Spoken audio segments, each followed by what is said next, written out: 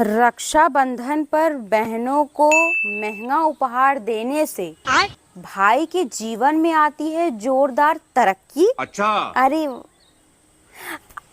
अरे भैया, तुम सुन रहे थे क्या? हमको सिखा रिया है। नहीं नहीं, मैं तो सोची मैं अकेले, मुझे नहीं पता तुम मुझे देख रहे थे। अच्छा। ये मत सोचना कि मैं लालची हूँ।